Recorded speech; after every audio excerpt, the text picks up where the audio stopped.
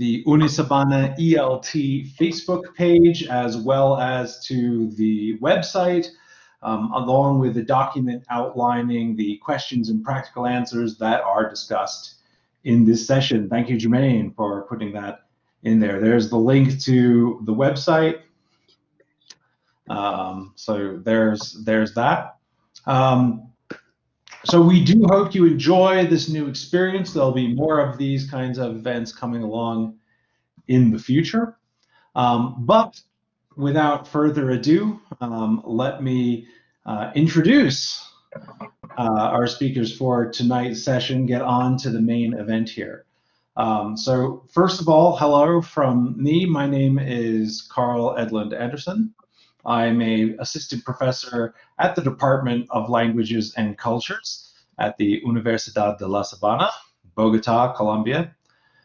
Just a little bit about me. I'm obviously not Colombian, you may be guessing. I'm originally from the States, spent a long time in England, now in Colombia for about 12 years or so. I'm working at the university and teaching in the master's programs, both presentially and online.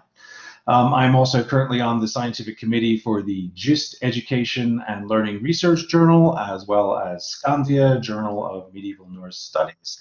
I've previously been the editor-in-chief of the Latin American Journal Content and Language Integrated Learning some years ago. I've published a number of articles on various topics in language teaching and education, social sciences, the humanities, and even the physical sciences. I have an undergraduate degree in folklore and mythology, of all things, from Harvard College a very long time ago, and a PhD from the Faculty of English at the University of Cambridge, and a CELTA from the British Council here in Bogota, Colombia, so many continents. I've done research on rhetorical communication, CLIL, philology, Colombian minority languages, so lots of things. We're a very busy department. But enough about me. Let me introduce our main star speaker for today, who you should be able to see on camera also, Dr. Diana Gómez. Dr. Diana Gómez Pereira, a professor of foreign language education here at the Department of Foreign Languages and Cultures at the Universidad de La Sabana. She teaches courses on foreign language learning theories and courses for the minor in intercultural studies. Language learning theories is our topic for today. Diana received her doctorate in education in the field of language literacy and culture from the University of Pittsburgh in the United States, and she has taught Spanish to elementary, high school, and college students in both private and public schools and universities in the United States. And in August 2018, just moments ago, Dr. Gómez Pereira joined the faculty team in the master's programs at the Universidad de La Sabana. And she is excited to contribute to this dynamic team shaping student experiences at the Universidad de La Sabana, pushing forward into new research initiatives and talking to us here today. You can follow myself and Diana on social media and via other academic sites. We can post some of those. I'll be posting some of the links to our contacts and works into the chat box if Jermaine doesn't beat me to it. And you'll also be able to see them on our slides later on. So there'll be ways to get in touch with us, get in touch with the department, and it's all good. So did you want me to give the opportunity to Milagros to say something? I think she has a broken finger, so she wants to ask the question.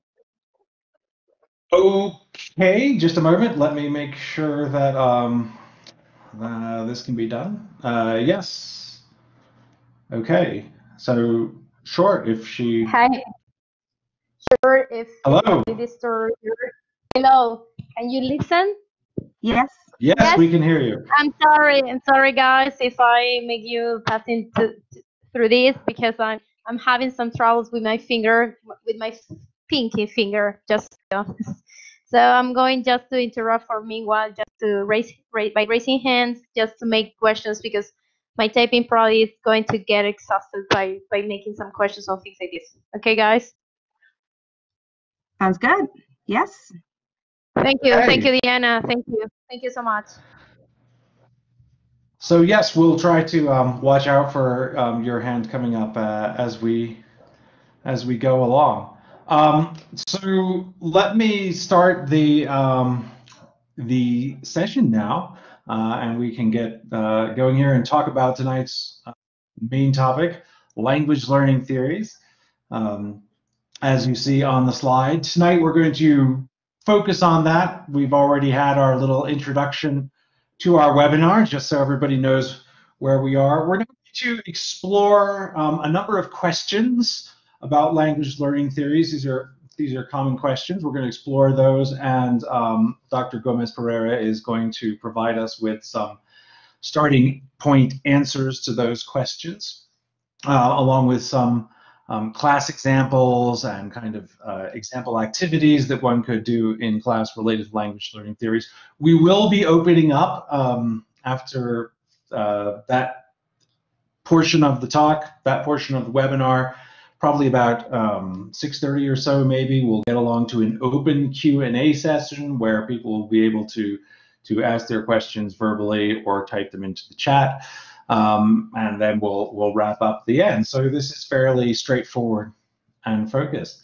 So, Dr. Diana, if you are out there and have your... Yes, I'm here. Okay, great. So I see you now. I'm going to turn off my camera because people don't need to look at me. But like to get started with one of our perhaps most fundamental questions. Why are language learning theories important in the classroom? Yes, Perhaps you can tell us a awesome, little Carl. about that. Yes, thank you so much. So I'm going to try to just give a little bit of, a background of what we do this. I teach this class of language learning theories in our master's program. And the reason that we do this is because we really want to give a foundation to our students in terms of what are those theories that are out there that are important for us to be really aware and be really mindful that we're doing every day. Because the first thing that I tell the students is we do this all the time, right? If you're a language educator or if you are in the classroom teaching any other subject, any other classes, either in elementary or high school or higher education, you are implementing a learning theory, right? And so I just want you to make sure that throughout this webinar, you're really aware of how you're doing it and be mindful of what is happening with this. And so why are these important? This is one of the questions that Carl and I thought about all of you maybe have. And these language learning theories are important because we are all have certain types or methodologies that guide our work in the classroom. But it's not only just know about the theory and know about what it means and who are the researchers out there that actually are important in the field, but how do we actually implement it in the classroom? What are those important methods, those approaches that really guide our work in the classroom with our students?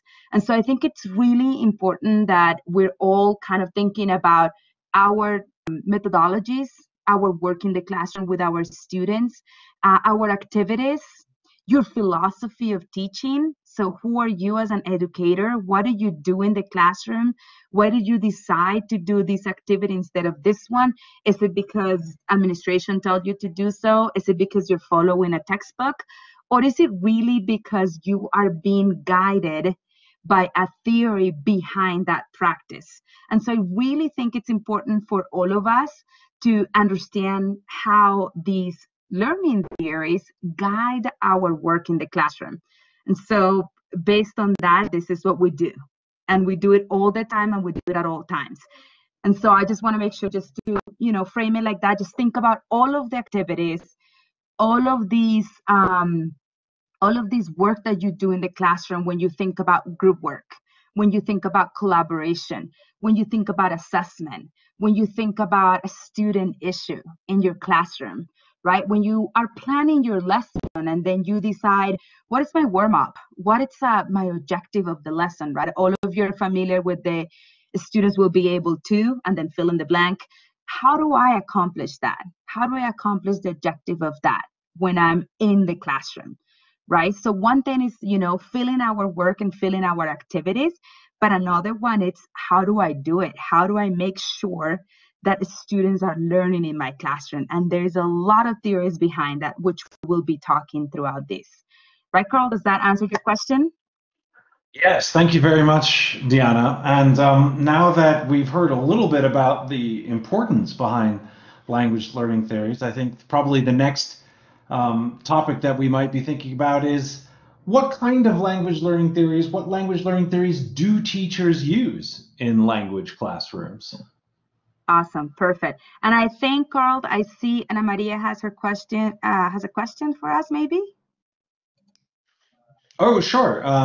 Anna Maria, if you would like to jump in quickly.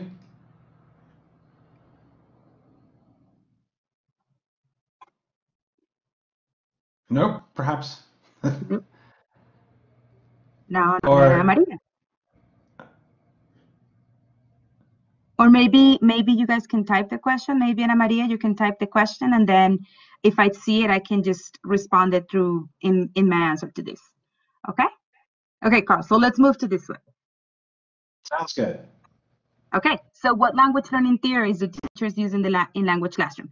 Awesome. So this is one of the questions that I get a lot when I'm teaching this class, and at the beginning of the work that I do with the students in our master's program, and this is how they are actually really interested in theories and in how does actually learning happens in the classroom.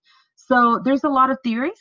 We're going to focus in here about language learning theories, but some of these obviously happen in any other context, and I want to make sure that this is important. Yes, that's what we're going to do, Judith. We're going to actually just wait until 6:30 and then we open up to the questions. So if you have a question, just post it in the chat and then we will address those questions in the chat at 6:30. So what language learning theories? So as all of you know, all of this started in 1940s with the field of psychology. So the field of psychology, it's really, really interlinked with what we are doing now in language learning. It started with behaviorism, and a very famous psychologist, which is Skinner, started with this. And I really want you to just have also this in mind, because even though this is such an old theory of, in this case, it wasn't a language theory, but it's still present in our classrooms. So behaviorism started with the structure-based approach, with the audiolingual approach, naturalistic approach, and then with the communicative approach. All of you know a little bit about the structure-based approach, which is when we allowed our students to practice certain grammatical structures, right? When we kind of deal with things such as, we're going to do the present perfect today, or future perfect, or conditionals, or things like that, right? And so we really focus on these particular structures in the classrooms. So even though this is from the 1940s, we're still present today. And this particular webinar, I want you to think about the pros and cons of this, because I don't think it's a perfect language theory, but we really have to be very critical about these language theories in the sense of what is it useful to me as a teacher and to my context, right? Because and then the second one of behaviorism was audiolingual method, which is, listen, repeat. And so some of you will say, well, that doesn't happen anymore, right? Many people actually learn languages with this approach.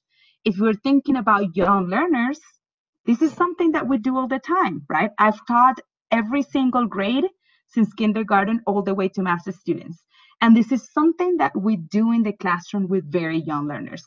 Now, maybe if I'm teaching university, maybe I won't do that because the context is not the appropriate space to do it, right? So think about those things too. Another one is naturalistic approach, and this is where Stephen Krashen comes in. And so many of you who are language teachers would probably just be like, Stephen Krashen, yes, I know him. So very famous for his TPR, or total physical response.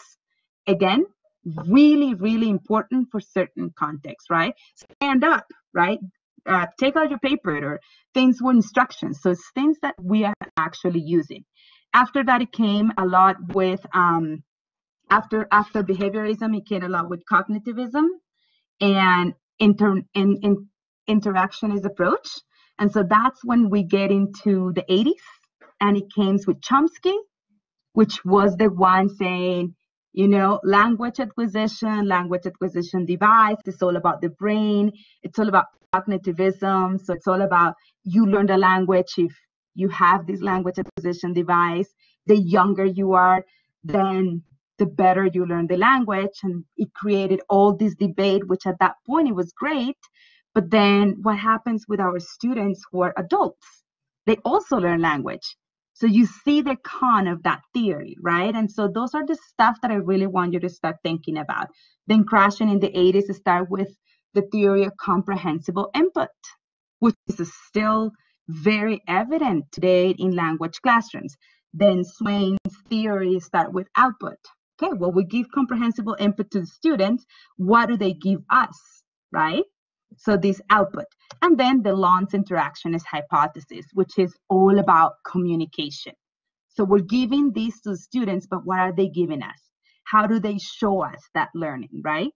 And at the end of the 80s, it comes from Vygotsky, very important, that is very present today, social cultural theory, right? When it comes with everything that has to do with group learning and collaborative work. So I think that kind of explained very quick about what language learning theories are we using now, Carl. Yeah, thank you very much. That's a particularly useful overview of language learning theories up towards the present. And you mentioned social cultural theory. I'd like to post one of your the citation for one of your papers on that in a moment. But perhaps now that we've come up to the present, you could, in fact, tell us a little bit more about what are some of the latest language learning theories that are driving the field right now. Awesome. So yes, Carl. So I decided to post this paper because it was the product of some work that I did during my doctoral studies with one of my colleagues. And we actually did this for about 2 years when I was teaching 6th grade Spanish for foreign language, as a foreign language. And what I did with this was basically with the other author was basically using the theory of social cultural theory from Vygotsky and really understanding how group work, how assessment, how collaborative work will work, in the sense of understanding one of the most difficult structures or concepts in Spanish, which is gender agreement. And so we had all these students, we have tons of group work. We divide a lot of students into small groups to see if using some transfer tasks and using some activities in the classroom, how knowledge was being constructed, not by the teacher only, which in social cultural theory will be called the most knowledgeable other, or the MKO. What we did was knowledge could also happen when students are working in groups, right? And knowledge could happen because of the interaction that they have with their peers. And that's something that we actually had in this paper. It's really well explained. I really recommend you to read it. It's in the chat. But that's basically what I will say. Some of the latest theories would be social cultural theory, and would also be the communicative approach. I think we are at that moment that is still those two are guiding the field right now in our classrooms. A lot of the function, like what can you do? Tons of negotiation of meaning, right? What can students do with the language, right? So that's what I will say. Those are the latest theories that we have, Carl. That's great. Thanks a lot, Diana. And for those of you who, if anyone has difficulties finding a copy of Diana's paper, you can probably go to some of the other links that I mentioned, like her ResearchGate site and her academia site. And I will be posting our other social media information and email addresses later. So if you do have difficulty, you can contact Diana through one of those media, and I'm sure she'll be able to hook you up with a copy of the paper. But now I think we should talk a little bit about probably the question that is most on everyone's mind, and that's how can I, as a teacher, improve my teaching in the classroom by using these language learning theories that you've been talking about? So I think I mean, we decided to kind of, have this question in here because we really wanted, with what we're having right now, and I think Marta said something like this before, but we will address it later on too. One of the things that are happening now is we're all in these times, and most of us are teaching online, if not all of us. And so we really want to see these language learning theories happening in the classrooms, right? And so we could really improve our teaching by using some of the main concepts of these theories, depending again on the social cultural context that we are teaching right now. And so one of the things that I really want to give in this webinar is that all of those issues, such as group work, such as interaction, such as kind of really negotiating meaning in the classroom, and all of these assignments or tasks that we had that were trying to outstand everything that had to do with language communication. And these tasks, they can't be sacrificed because of what is happening in our current teaching context. And so I think that we will improve this language in our classrooms if we're aware of these language learning theories and what they do and how they actually work, because that bridge from the theory to the actual practice is what teachers and educators really need to have clear in order for them to understand this is how it happens. So yes, Vygotsky talks about, I think Judy's talking in there about a scaffolding, which is a very important concept that it's in social cultural theory, which is how we actually help students. I always think, and I tell my students, I always think with scaffolding, just think about when you're building something and you put bricks on it.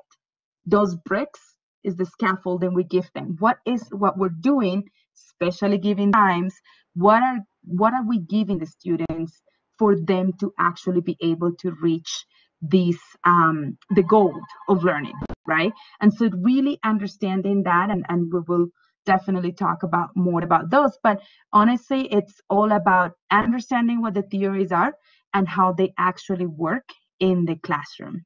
That's how we will actually improve our teaching, or in whatever context that you are right now teaching. So that's all I have, Carl. Okay, great. Thank you very much. Well, I think that's given us a really good foundation for some further discussion. And so I'm going to invite people to now raise their hands or type questions more into the chat, share your questions, comments, experiences. We did have one already from Judith, I'm pronouncing all this right, Judith Aliada Ariza, asking if you can explain a little bit more how scaffolding relates to sociocultural theory and how it can be evident in teachers' pedagogical practices. Perfect. So yes, Judy, what I was saying was this scaffolding is one of the most important concepts that we have. And if you want to know more about it, let me just post an amazing book by Pauline Gibbons on scaffolding. I'm going to give you an example that I do, and I think that's something that when Carl and I were discussing this webinar, we said, well, Carl, let's bring out like real examples of our classrooms in order for the audience to really understand what this is. So one of the things that I could think of is when I was teaching Spanish as a foreign language in the university level, one of the most important topics and most difficult ones for students who are not Spanish speakers to understand is the subjunctive, right? And how we use the subjunctive for everything. And so it's all about what's the function of it and what is the importance of, teaching these important concepts in Spanish. One of the scaffolding that I remember giving one of my classes was giving the scenarios and giving these role plays to my students, to certain students. Again, scaffolding, it's, remember the bricks, right? You're having, or think about a ladder, right? It's what are the needs or the steps that a student need. Maybe some of my students don't need it. Maybe I have some students who are really proficient, and so they don't need that scaffolding from me. But that's my job as a teacher, to really recognize what are those students in my classroom who need it, and how many of those steps or bricks they actually need. And so remember giving, hello? Oh, I remember giving one of my students this role play with subjunctive about the specific moments in language that he will need to use it. So we did this whole big role play on people were going to a doctor and, you know, giving recommendations and suggestions for that student to, you know, stop a pain that he had or something like that. And so it was very systematic what he needed to do in order for him to be able to use this adjunctive in a very communicative way at that point. So I had to give them these particular like help, right? Or these aids that I had in my classroom. And that, to me, it's how that scaffolding was working. I didn't have to give it to other ones, again, because they didn't need it. They got it from the beginning. But this particular student did need that. So that's something, I mean, that's kind of like the easiest and faster way to do it. I don't know, that was good, Judith. We are moving to Mary, maybe, Carl? Yeah, we can do that. There is an earlier question that we missed also, but let's pick up with Mary Vargas's question on how does a holistic approach relate with the social cultural approach? I'm not sure if that needs some clarification. So this holistic approach, Mary, did you mean, would you mind telling us what do you mean by the holistic approach? And I don't know if you want to open your mic or if you just want to type it. Yes, people should have the ability to raise their hands and open up their mics if they want.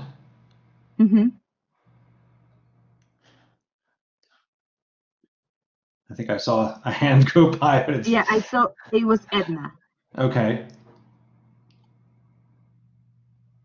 Okay, so let's move to, I'm going to give some time to Mary to see if she can just post in there.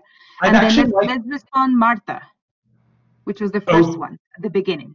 Yes, exactly. That's a question about what language learning theory might be considered for, I'm sure this is a question on many people's minds, for teaching virtually in this, you know, time of the pandemic, the new scenario of the pandemic.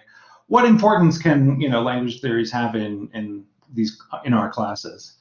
And I think it was really good, Martha, that you actually mentioned this. It was some of the questions that I also discussed with the students right now in our previous class, like 2 weeks ago. I don't think there is only one question, one answer to this. The most important thing is what I was saying before. It's about who are you as an educator? What are the types of activities you do? What methodologies guide your work? It also depends on the philosophy of teaching that you are. What did you value more? Did you value teacher-fronted classes? Did you value when students collaborate? Did you value project-based for assessment? So what are those things that you value the most? And what are those things that will definitely be affected because of this? But there's always a way to fix it, right? I have one of my students in my class was saying, yes, but you know what, Diana, like, I mean, doing group work, you know, using Microsoft Teams or using Zoom, it's just so difficult. And I was like, really? Because, you know, we can talk about how we can make this happen. I mean, there's breakout rooms in order for this group work not to be affected. There are ways to be able to somehow monitor that work that the students do. I remember teaching one class and I said to students, I was teaching through Microsoft Teams, and I was telling the students, okay, groups of 3, these are the groups. And I put it in my presentation, and the students were like, okay, teacher, we're gonna do it. And then just did the breakout rooms on their own. and they went and they did the activity. I was able to join the call, talked and listened to them, what they were doing, what they were saying. It's not perfect because obviously in the classroom we go and we monitor and we sit down with them, we see them what they're doing, but it's still something that it's actually something that shouldn't be sacrificed if you do believe in social cultural theory, if you do believe in the importance of interaction and in the importance of this collaboration and how language learning actually happens when students interact language. That's what I think it's important. So I would say that should be one that should be guiding. Communicative approach. I mean, the emphasis that we have to put in communication, it's huge, and it cannot be something that we sacrifice because of the pandemic times. Communication should be open, should be clear, and teachers should be actually very flexible given these times, I would say. And Carl, I don't know which one we're moving now. Yeah, perhaps. And I was just going to say, perhaps communication, clear communication, is more important now, especially in the online environment, than almost ever. Not to say it wasn't important before, but certainly there's more opportunities for confusion in the online environment. We have a number of questions coming in. I'm sure we'll have time to deal with them. Let me go back to Victor's question, where he says that he's really interested in Krashen's work and is wondering how comprehensible input can be applied to the classroom in practical ways. Some suggestions there, perhaps, for classroom practices and activities. Awesome. Thank you, Victor, for your question. And I'm really glad that you're interested in Krashen work. I guess this is one of the words that we always kind of give in our work as language educators. And comprehensible input comes in many, many different ways. And I'm sure, Victor, that you are doing it. And this is part of this webinar. I want you to be really mindful and aware that you're doing it. Comprehensible input depends on what class, what level you're teaching right now. But comprehensible input comes in the weight of graphic organizers, comes in the weight of a video, comes in the weight of realia, like when we bring actually stuff to the classroom and newspaper, or if we're teaching food, we actually bring the food.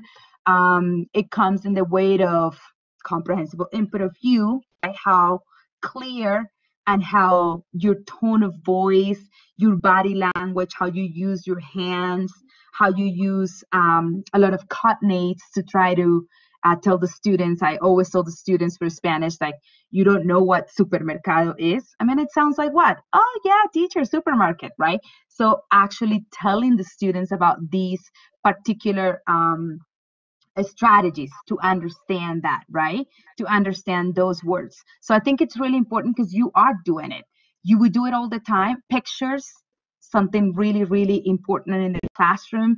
Now with a lot of multimodality, right? When we think about students, give them a project. Like I always have my students using Adobe Spark. I don't know if you guys have used it before. Maybe some of you have. This is how it is. Also, VoiceThread is another one. But this Adobe Spark allows the students to use images, to use audio, and to use text. Very easy. It's free. And that allows the students who are from different types of learning environments and different types of intelligence to actually do it and to be able to have that input better and easier. So I think it's not only about giving students. There is a really amazing video from Stephen Krashen where he actually just talks and talks in German and nobody understands because he doesn't do anything. He's just like this and just talking and talking and talking, and it's like elementary level German. And then he actually shows the picture, points at the stuff, mimics the stuff with his hands. So he's making his input more comprehensible. So that's what is important with this. I think that I responded to your question, Victor. And Carl, yeah, thanks. Yeah, maybe we can go to Isa's question. She asked about what language learning theory or approach might be most suitable for leading one-to-one online lessons with adults at an advanced level. Very specific. Mhm. So thank you, Isa. This is actually, I mean, really important, and I've did also tons of tutoring to adults. I don't think I have that many in advanced level, but teaching one-on-one, sometimes they're like, oh, it's so easy, right? It's one-on-one, but it's actually very complex because of how you really need to structure your lessons in order for them to be engaging, in order for them to be useful for the person. And I would say at this point, maybe you have certain a relationship with this person that you're tutoring. And so I think the important part in this, in thinking about that specific language learning theory, I think it's important for you to really take into account communication. It's one of the things, right? Like you want this student or this adult person to actually be able to do stuff with the language, right? One of the pros and cons with what we have from Krashen, and I didn't have time to go into these, but Krashen also was the main person talking about learning versus acquisition, right? And the difference between these two is that learning is something that it's conscious, right? Like the person is actually conscious about what is happening and that the learning is happening. And then acquisition is something that we see more in children or young learners because it's something subconscious. It's acquisition is more how I learned Spanish, right? I didn't know that I was talking in subjunctive or verbs or anything. It was a subconscious process. With adults, the pro or the advantage of this learning versus acquisition from Krashen is that adults are very aware of what they're doing. They're asking point questions, direct questions. When do I use this? How do I use this? Right? Now, a disadvantage would be that also they're more afraid to be risk takers with the language. So I will say in terms of theories, I will say making sure that this person really aware of why he or she wants to learn the second language or a foreign language in this case. What would it be important? What is the ultimate goal? Like, does he or she want to get a job, or maybe take a standardized exam, or maybe because he or she's going to travel? I mean, I don't know. It depends on what this person needs. And then based on that, I think scaffolding is really important, like we talked about from social cultural theory, and also really, really important that group work, even if it's the two of you. You have to act as that person who is allowing that negotiation of meaning happening. That negotiation of meaning is really, really impactful for his or her learning of a foreign language. So I would say those two are really important for your lessons. Thanks, Deanna. I'd like to just take this opportunity to ask everyone to feel free to post your questions or into the chat or raise your hand if you would like to ask a question verbally.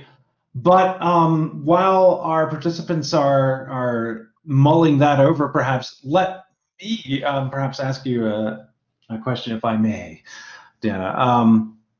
Isa was mentioning specifically, very specifically, adults at an advanced level, which perhaps, as you say, not all of us have had the luxury of working with. But what kind of approaches can teachers think about or make use of when teaching language in different scenarios, at different levels, say for, elementary? I'm sure we have elementary teachers and secondary teachers and higher education, which is perhaps, more like adults. What kind of approaches would work in these different scenarios? Thank you, Carl. So I think it's important to, again, when I kind of gave that really fast timeline of the theories, and obviously we're missing a lot, like cognitivism, Piaget comes in, constructivism, and there's a lot, but because of the sake of time, I think it's important to see that there is, again, not just a perfect theory, but it depends on the context that you are, to have a mix of theories and then create that balance of what works for you and your context. So if you're in elementary, and if you are teaching in an elementary classroom, obviously TPR, total physical response, right? Lots of routines, formation of habits, all of that, it's going to really work in your classroom, right? And so I think that having those from behaviorism, having that approach from there, it's going to work in your class, right? Also, a lot of activities when students have to act out, when students have to make a lot of presentational tasks. In elementary, it's really important. Students have that affective filter, right? And the affective filter, it's kind of if anxiety levels are low, then language learning increases. And so that's what we need for our students, especially in elementary, right? It also happens in high school because it's when our students start becoming a little bit more shy. In school or in middle school and high school, I would say secondary, I would say it's very important the communication, and it's very important everything that we had to do with group work, with a lot of project-based instruction, a lot of things where students have to collaborate, because it's one of the skills that we need in our students right now, so they come a little bit more prepared when they come to university. But also those will translate into university. Now, that doesn't mean that in university I'm not using somehow a formation of habits or TPR or things like this. It could also happen, but again, it depends on your class. It depends on what type of school are you teaching, what type of university, what level, right? If I'm teaching English 1, if I'm teaching Spanish 1, if I'm teaching German 1, a lot of TPR, a lot of comprehensible input must be seen in the classroom, no matter what level you're teaching. So I think it depends on all of those. Carl, and I think we have another question. Yes, we have a couple actually. Perhaps we can start with Angie's question. She's asking about some concrete examples to understand further the idea of negotiated meeting. Perhaps you can clarify that a little bit for us. Perfect. Yes. So Angie, what I mean by that is every time you're teaching something, and so I'm going to give you an example with this change of meaning when you ask a student or your students about how to order food in a restaurant or in a coffee shop, right? So if I'm teaching English as a foreign language, I will tell my students, well, how would you go to England or New Zealand or the States or whatever, and go to a Starbucks or Dunkin' Donuts and order a coffee, right? That's the actual negotiation of meaning. The student can know everything about, can I have a coffee? Can I do this? Can I please have sugar? Can you add this? That student could know all of those questions, right? And maybe memorize these questions, and maybe know that a question in English is this, the verb and the subject and this, and that's all great and that's all positive, right? But the negotiation of meaning, it's when I do these role plays, when I do these activities in my classroom, to allow the students to play and create with the language, right? Because the ultimate goal is for them to communicate. And when you communicate, you're communicating a message by negotiation of meaning, right? So meaning that your student, this particular student, needs to be able to go to a coffee shop and order this coffee. Maybe he or she is going to make mistakes. Absolutely, right?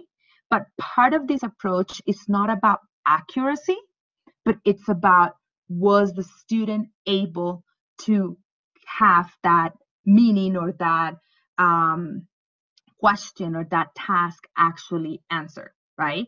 And so maybe the student is going to come there and be like, I can have tall coffee. And so we will be, as teachers, educators, we'll be like, oh, that's wrong. But at that moment, there was so many things happening in the student's head that the student was not able to really be clear in that structure-based approach of that question, but the student was able to get that coffee that he or she wants by negotiating meaning. That's part of the communicative approach, and also from social cultural theory. So I don't know if that's like a particular and concrete example that you are asking us, Andy. And I think Judy has another question. Yes, and this is a particularly theory-oriented one. What is your view on the post-method theory of Kumara Vadivelu, whose name I probably just murdered, but it's written in Yeah, the chat. and I will have to get back to you on that, Judy. So if you just give us your email, I'm not very familiar with this theory, so I will need to do some research on that to be able to answer that question. Unless you, Carl, know something about it. I don't. I was just happy that I sort of made it through saying the name.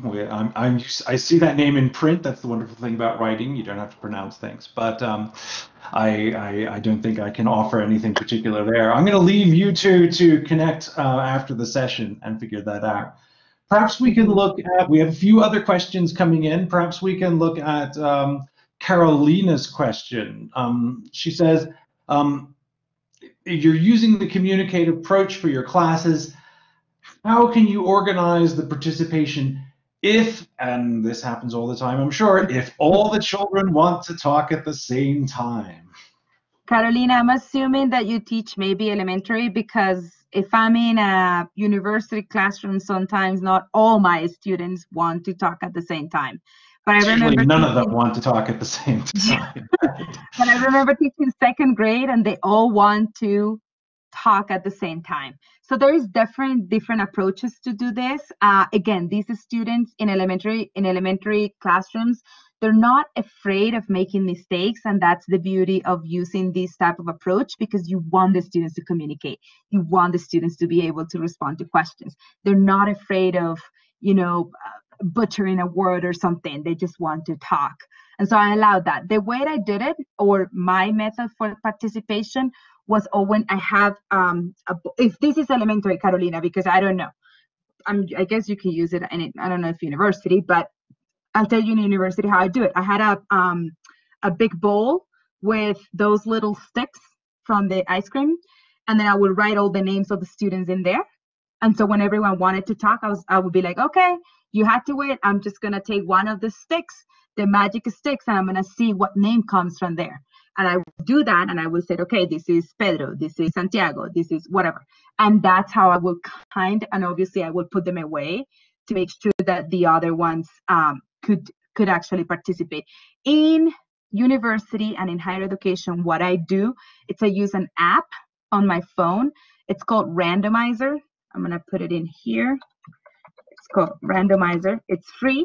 And what I do for participation, when all my students either want to talk, all of them, or don't want to talk and they have to. And so I'll just use it. I'm like, okay, guys, it's not me, it's the app. And I'll just randomize the app.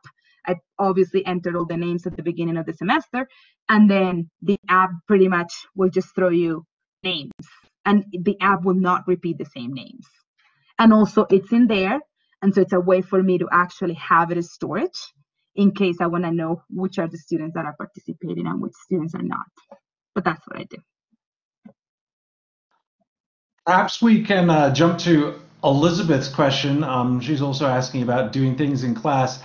She says, you're talking about teaching in schools or doing group work, but how do we improve our class when we're teaching in academies where students are not the same every day? And it's not always possible or practical to make an initial diagnosis, or there's not enough time to establish an appropriate evaluation process. How can language learning theories perhaps help in some of those circumstances? Okay, so I think that question, Elizabeth, again, I'm glad that you asked, because this depends on your own context, right? And so because your own context is very particular, I think it's very hard.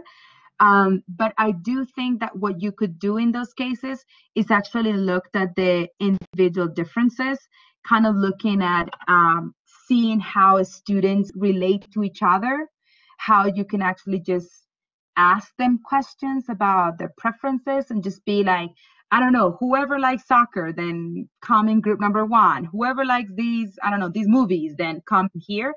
And it's not perfect, because you don't know, and maybe there's different types of proficiency, which is what happens in every single classroom that we have, but at least it's a way to kind of meet those needs that they have, because again, your particular situation or context, it's very different, right? The evaluation process, it's impossible for you to be evaluating them every single day if all these students are changing on a daily basis or on a weekly basis.